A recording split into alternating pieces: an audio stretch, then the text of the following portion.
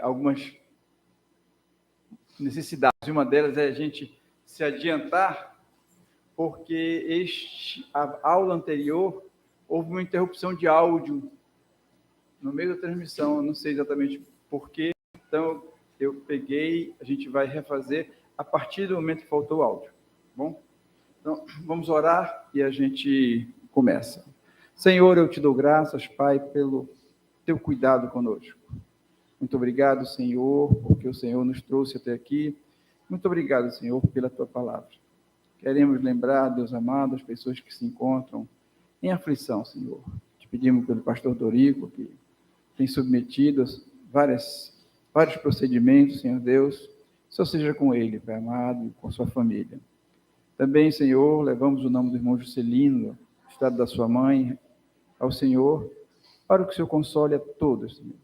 Faz a tua santa vontade, Senhor Deus, e guarde e consola a todos. Eu te oro, Senhor, no nome de Jesus. Amém. Então, o que nós vimos é que, para que a gente entenda, em especial, a doutrina do casamento, a gente precisa pegar várias partes da Bíblia. E não é só a doutrina do casamento, não. É quando você fala em uma doutrina bíblica, a gente precisa considerar que nós estamos tendo a pretensão de dizer que Deus está dizendo isto. Então, não é uma atividade em que você pode ir por erro e acerto. Diferente da ciência, quando ele diz, olha, isso aqui salva vidas, aí 3 anos depois sai do ar porque matou, gerou lesões. A escritura, a doutrina bíblica, ela não é um problema de 3 ou 4 anos. Uma doutrina bíblica coloca as pessoas no inferno, muitas vezes, por um uso inadequado das escrituras. A gente tem os adventistas que são craques nisto, e iludir as pessoas com aquela falsa sabedoria deles, e eles vão lentamente adicionando o que a Bíblia não autoriza. Então, essa é a nossa segunda aula, e a gente afirma muitas vezes que a Bíblia é a palavra de Deus. Quem vai, principalmente a cultos batistas, eu não sei hoje mais, mas antigamente as pessoas levantavam a Bíblia e diziam, olha, a Bíblia é o nosso único livro de guia e prática. Então, mesmo que na prática isso não seja verdadeiro, no relacionamento com Deus é para ser verdadeiro. Nós não temos nenhum outro guia que conduza nossas vidas do ponto de vista de escolhas morais, de escolhas eternas, de orientação, de consolo, que não a Bíblia. Então, mesmo que a gente diga muitas vezes que a Bíblia é a palavra de Deus, como eu falei da vez anterior, é possível que, quando questionados, nós não possamos ter argumentos para dizer, não, a Bíblia é a palavra de Deus. E o que a gente verifica é que Deus é o autor da Bíblia. Tem vários argumentos. Hoje eu estava estudando para algumas outras coisas e a gente verifica que um ensino lá de Gênesis, Jesus Cristo diz, olha, mas é assim que é. Aí você vai ver lá em Apocalipse, é assim que é. E entre aquele primeiro ensino e esse último ensino, decorreram 6.000 anos. Então, existe uma pessoa que esteve lá no princípio e que está no fim e que ele tem dito essas coisas à humanidade. Então, apesar dos homens terem escrito a Bíblia, nem Jesus Cristo, nem os autores da Bíblia, eles dizem que as palavras eram palavras só deles.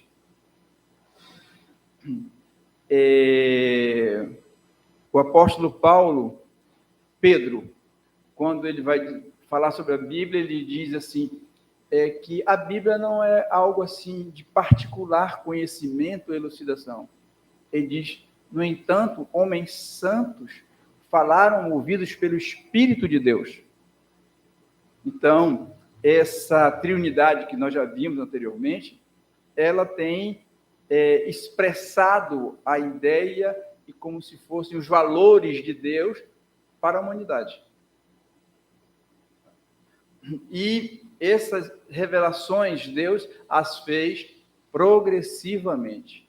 A gente também já viu que é isso.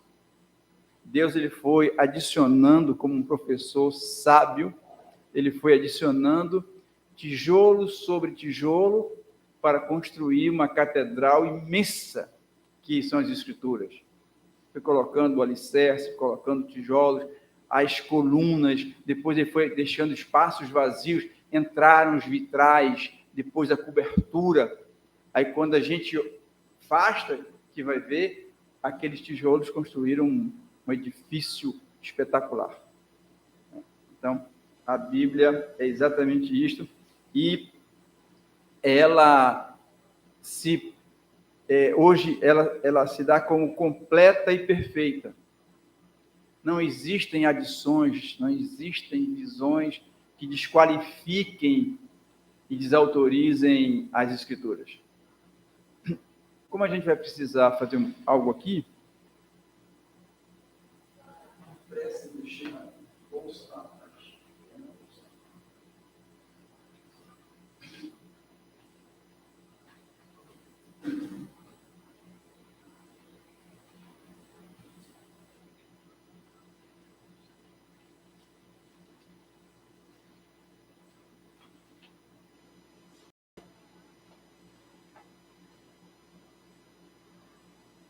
perdão.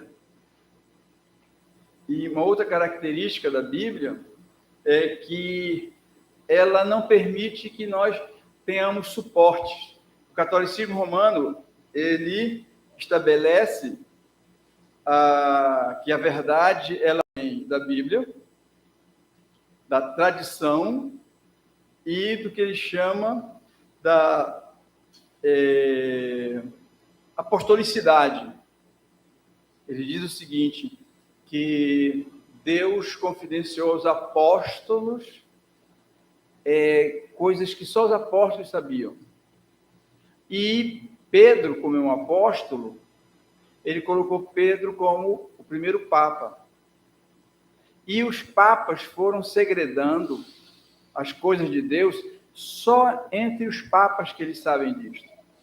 Então, o catolicismo romano, ele acrescenta à verdade outras coisas. As seitas geralmente fazem isto.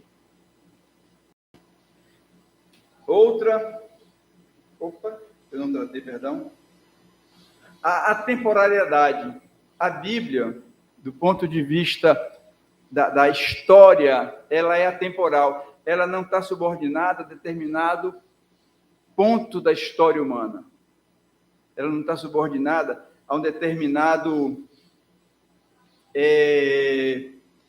grupo histórico, e aquele momento foi o momento que ali podia matar, como são os muçulmanos. Podia fazer isto, decretar a morte das pessoas. O cristianismo nunca o cristianismo pressupôs a ideia de que as pessoas são obrigadas a acreditar no cristianismo. O cristianismo nunca pressupôs que ele melhoraria o mundo. O cristianismo nunca pressupôs que ele seria um instrumento de poder temporal. Nunca. Em tempo algum, nem isso é a doutrina cristã. E a gente sabe que nosso crescimento, a gente não descobre mistérios porque lê mais a Bíblia, ou porque ora mais. A gente não descobre mistérios. Né? O que a irmã Nilce sabe, eu posso saber se eu for ler. Não existe iniciados, né, no cristianismo. Isso aqui é segredado para pastores. Isso aqui, uma vez eu lembro que um pastor muito amável, ele falou comigo que se eu não gostaria de pregar, como se eu fosse assim, uma coisa à parte na igreja. Eu falei, não quero não, pastor. como se ele é uma pessoa boníssima. Ele não fez aquilo por maldade, não. É a cultura da tradição religiosa. Achar que o irmão que vem pregar aqui, ele está no nível de inferioridade ao pastor porque foi pastor ordenado. Eu estava conversando com um pastor um dia desse aí estava falando sobre várias dificuldades de uma outra pessoa que foi pastor. Dificuldade de caráter mesmo. E ele foi e falou, e ele nem foi ordenado. Parece até que ser ordenado confere às pessoas algum dom espiritual à parte. Isso absolutamente não é verdade. A ordenação é você se qualificar para um grupo. Isso é ordenação. Você pode ser ordenado ou não naquele grupo. Os presbiterianos, por serem ordenados, não são melhores que batistas regulares, nem melhores que assembleanos, por serem ordenados. Então, nós vamos tratar do texto que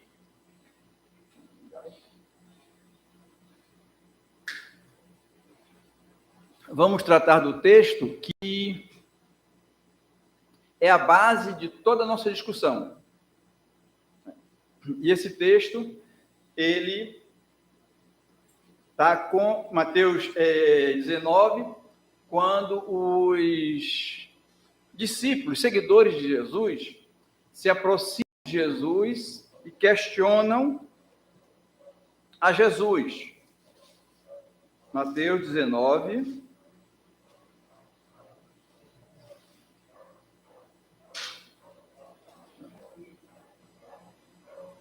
Eu vou ler desde o verso 1. Boa tarde. Desde o verso 1. Diz assim: E aconteceu que, concluindo Jesus, estou lendo Mateus 19, 1. Ok? E aconteceu que, concluindo Jesus estes discursos, ele falou sobre parábolas, sobre perdão, várias coisas. Aí os discípulos chegam para ele e perguntam. 2. Seguiram grande multidão e curou-os ali. Então chegaram a ele os fariseus, tentando dizer-lhe, é lícito ao homem repudiar sua mulher por qualquer motivo?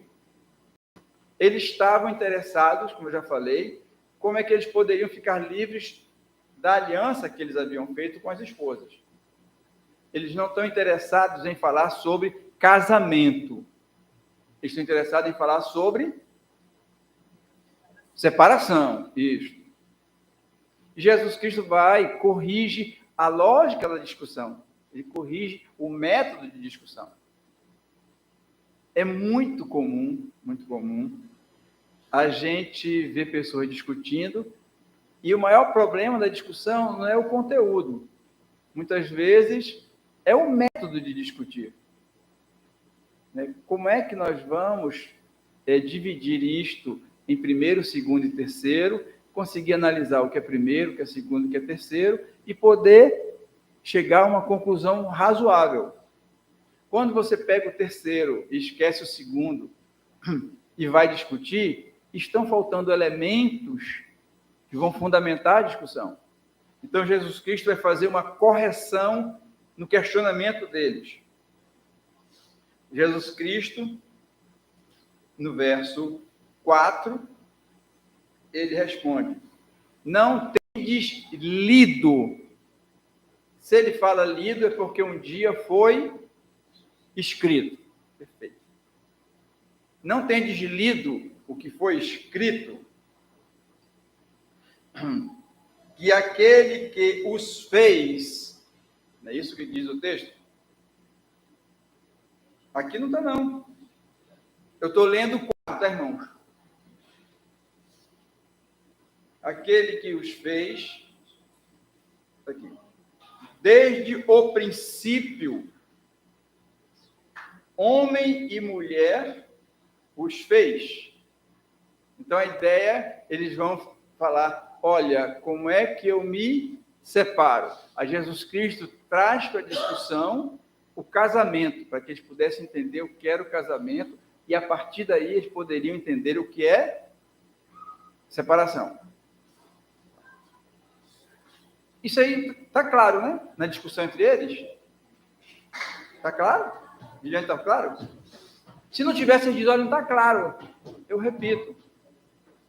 Está claro? Tá. Os fariseus perguntaram o quê? Como é que eu me separo? Eles estão falando de uma doutrina judaica. A Jesus Cristo diz, opa, não vamos falar sobre separação, mas antes vocês precisam entender o que é o casamento. Aí, como é que Jesus Cristo os leva para a discussão? Ele diz assim, não tendes lido que aquele que os fez no princípio, macho e fêmea os fez? Então, Jesus Cristo vai para um ponto da Escritura, onde ele vai começar a falar sobre o casamento. Verso 5, ele diz, por isso, e disse, portanto, deixará o homem pai e mãe, e se unirá à sua mulher, e serão os dois uma só carne.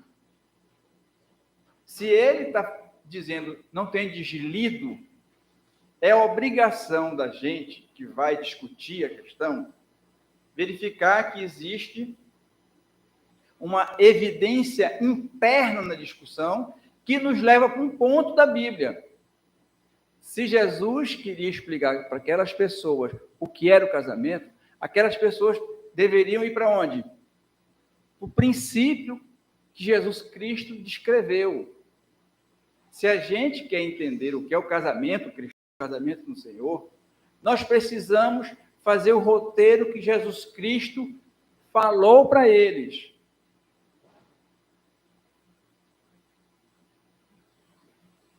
Tá ok? Eu vou dar um exemplo, então. Vamos imaginar que eu vou trabalhar na empresa da irmã Edna, ok? Aí eu chego e digo assim, irmã Edna, onde é que está a sala que eu vou limpar?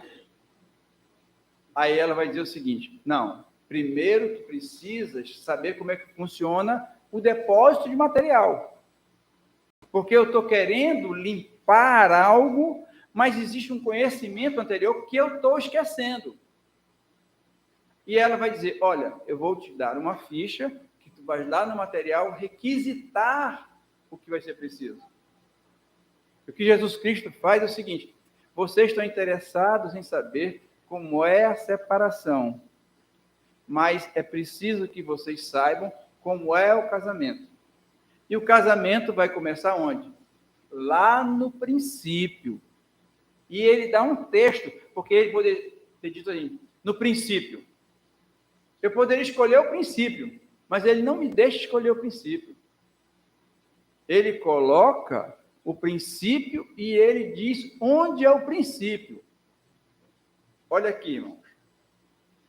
Ele assim, o Criador os fez, no princípio, homem e mulher os fez.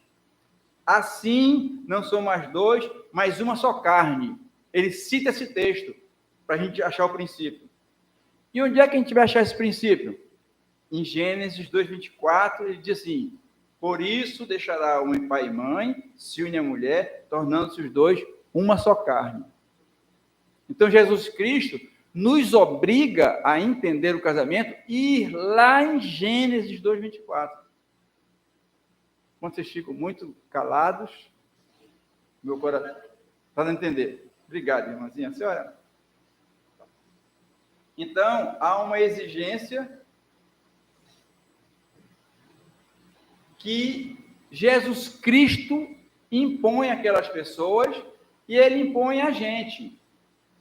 Nós não podemos legislar, aconselhar, nós não podemos opinar a respeito de casamento se a gente não souber o que Jesus Cristo falou que era casamento. E o que a gente mais vê é gente dando... Eu vou dar exemplos que são muito clássicos. A gente na família tem os ímpios, né? Casais ímpios, que uns vivem bem e outros muito mal. Piores, isso, muito mal. E eles estão numa confusão enorme. Aí um deles lá, não, chama o irmão Chico. Aí o irmão Chico é crente. Aí o irmão Chico vai lá no casal ímpio, que ela está de olho roxo, ele está todo rasgado. Aí leva lá e chama o Chico. Aí o Chico chega com a Bíblia. Aí abre em Efésios.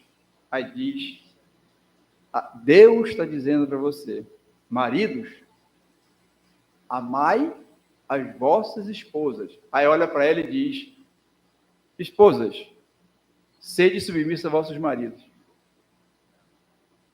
Não tem nenhum significado isso para o ímpio. Ele chegou bêbado em casa, o que ele precisa é se arrepender dos pecados dele.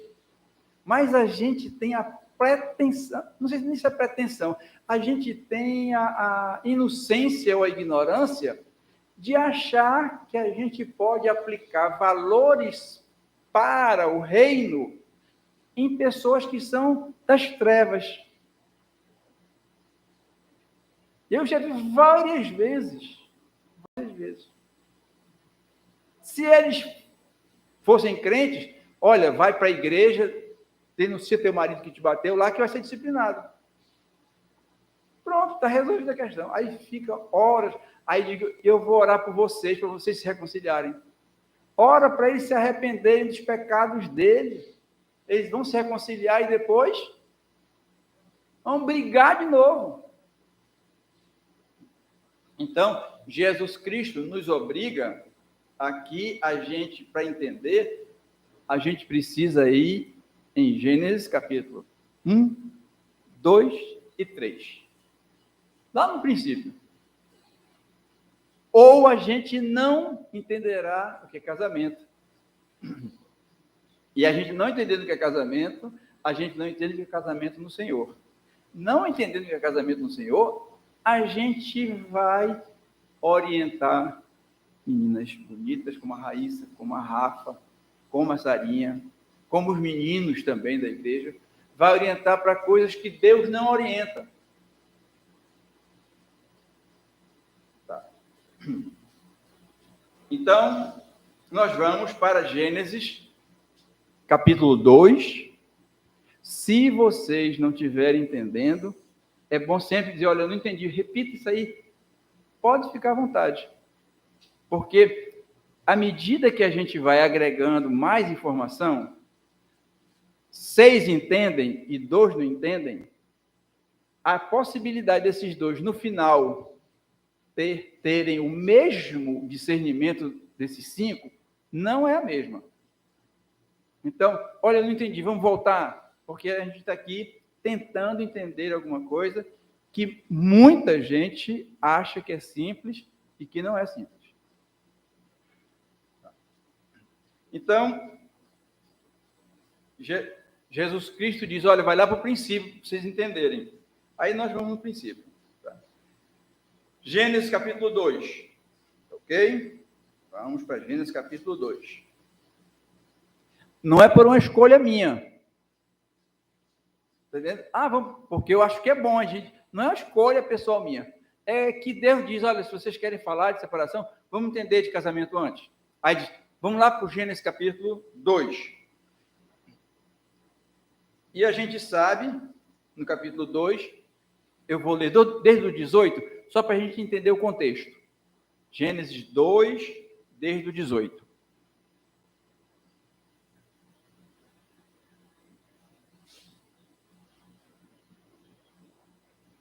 Diz assim, e disse o Senhor Deus, não é bom que o homem esteja só. Far-lhe-ei uma ajudadora idônea para ele. Então, como é que estava Adão? Solitário, ele estava, num termo mais nosso, solteiro. Adão era solteiro.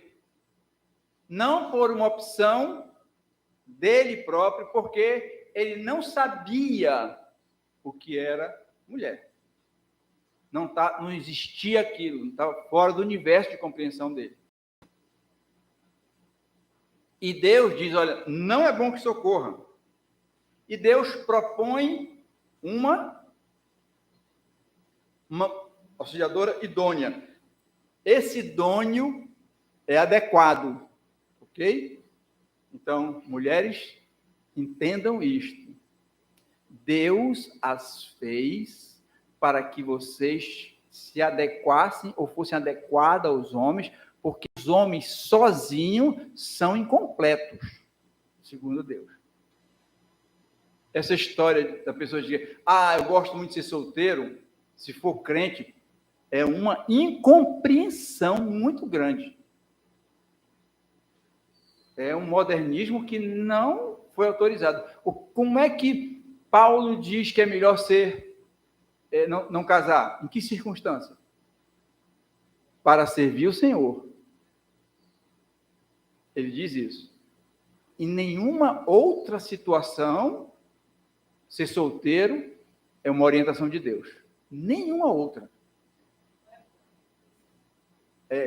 Ok? Deus, não é bom que o homem esteja só. E lá na frente, quando Paulo vai regulamentar os relacionamentos, ele diz que o solteiro, se não se domina, deve o quê? Casar. Ele não diz, olha, solteiro, se não te domina, arranja umas meninas, sai por... Não diz isso, não. Interessante é que o cristianismo, ele vai produzir maturidade. E eu já falei isso várias vezes. As mulheres, por alguma disposição ainda a ser discutida, elas têm o caminho da maturidade com mais simplicidade. Os homens não. Os homens são um pouco tardos, um pouco lentos para chegarem à maturidade. Eu nem sei se homem chega à maturidade, sinceramente. Está sendo gravado, os homens que me perdoem, mas eu nem sei. Tenho minhas dúvidas. Um exemplo no norte é muito interessante. Esse é fantástico. Lá no Ceará, só quem brinca de arraia é menina até 12 anos, né? 12 anos brinca de arraia. Arraia é papagaio, pipa. Aí, a minha infância foi no Ceará. Aí, quando eu cheguei aqui, eu tomei um susto enorme, rapaz. Homens adultos no meio do sol e dando cascudo em menino, disputando com o menino aquelas pipas. E eu nunca, nem lá nem aqui, eu nunca fui muito disto. E quando eu vejo isso, tinha um rapaz aqui na igreja, que a bebedeira de manhã, e eu dava aula, o pastor Marcos me concedia dar aula. Rapaz, ele chegava ali, na cadeira antes do Jonas. Ele chegava ali, era a minha voz também não ajuda muito. Ele dava 2 minutos e caía no sono. Aí uma vez aqui se falou sobre videogame. Ele conhecia tudo de videogame. Eu digo, já sei o sono dele. Ele casado, um rapaz bonito, a esposa bonita também. Ele casado, com boa formação profissional, ele ficava sábado à noite dele jogando videogame.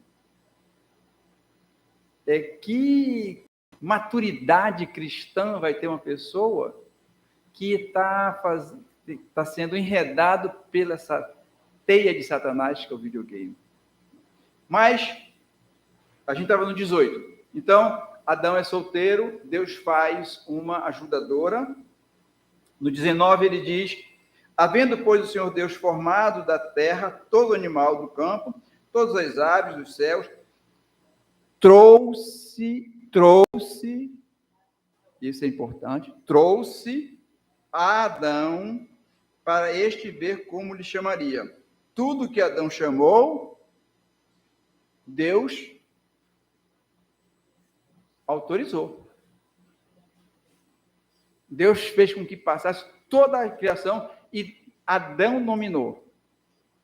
Então, não existe a ideia daquele aquele macaco pulando e vai crescendo e depois se transforma. Adão nominou a todos, tudo que passou. Diz no verso 20. 21. Então o Senhor Deus fez cair um sono pesado sobre Adão, e este adormeceu. Tomou uma de suas costelas e cerrou a carne em seu lugar. E da costela que o Senhor Deus tomou, o homem, formou uma mulher e lhe trouxe. E trouxe a Adão. Deus formou e podia ter dito, Adão, está aí todos os animais da terra e está aí, escolhe qual que tu acha mais bonitinho. Deus trouxe a mulher a Adão. Ok? Deus trouxe a mulher a Adão. 23. E disse Adão, esta agora é osso dos meus ossos, carne da minha carne, esta é chamada mulher, porquanto do homem foi tomada. Então Adão sabe que ela é uma igual, da mesma raça, da mesma espécie. Ele não falou isso para os outros animais, mas para aquela mulher ele falou, olha, essa aqui é carne da minha carne, ela é da minha espécie, diferente dos demais. Isso serve para marido que trata a mulher como cachorro. 24. Portanto, deixará o homem seu pai, sua mãe, apegar-se-á à sua mulher, e serão ambos uma só carne. 25. Ambos estavam nus. E o que acontecia? Não se envergonhavam. Estavam nus e não se envergonhavam. Então, o primeiro ponto do casamento que a gente está aprendendo é que no verso 21 é tomada do homem, e no 22 diz que... Opa, estou falando besteira. Esse versículo que na realidade é 22. Deus quem proveu para o homem a mulher. Vocês entendem? O versículo? Deus já trouxe. Então, foi Deus quem providenciou o casamento, que Jesus Cristo diz, olha, vamos lá entender, é Deus quem traz a varoa. Tá? Outra questão. Ele diz, não é bom que o homem esteja só, farei uma mulher idônea. Então, o casamento que Deus fez, além de ter provido, é o casamento entre macho e fêmea. Macho e fêmea. Isso está no verso 23. Onde é? No 22 já tem. Mas no 23, onde é que está dito que o casamento é heterossexual?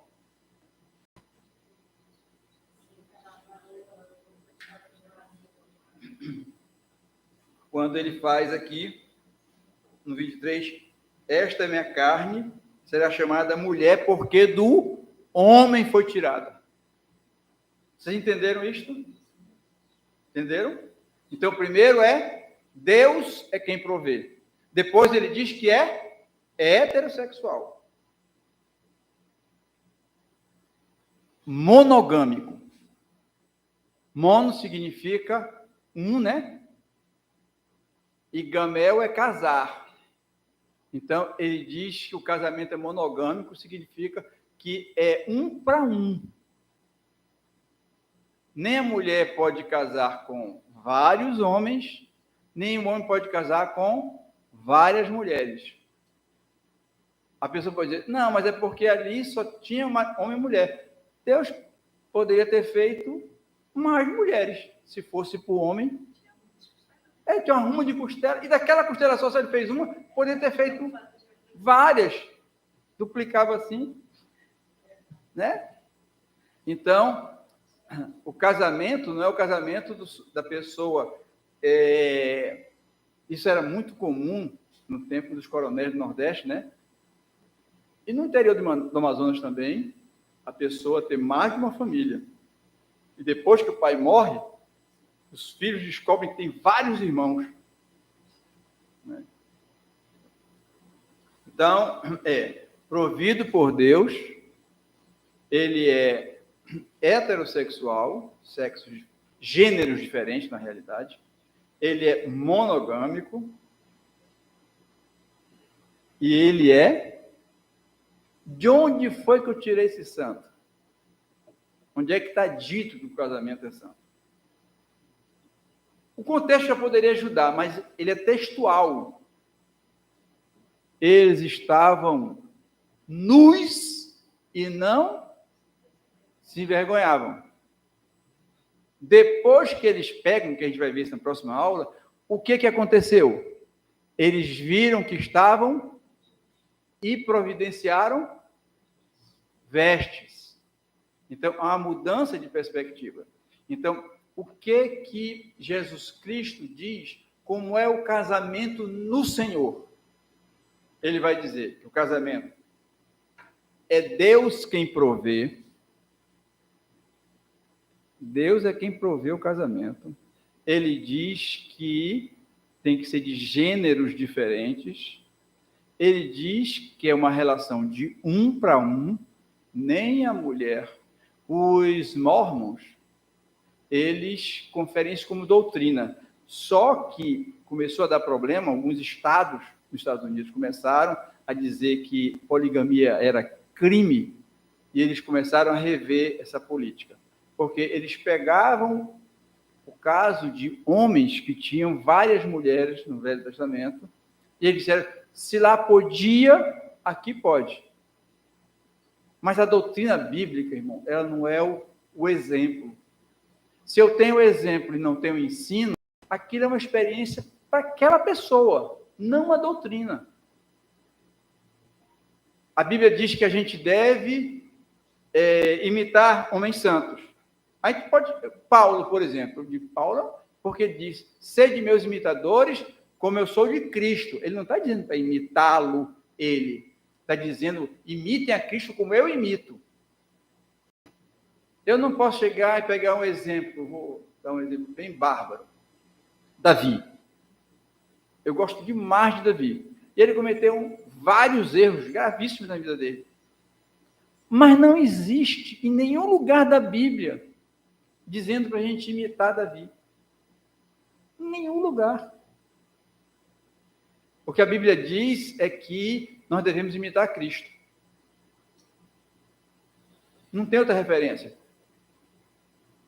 Então, a ideia de imitar, ela só pode ser doutrina se tiver um ensino. Se não tiver um ensino, um exemplo é um exemplo. Ok? Tá.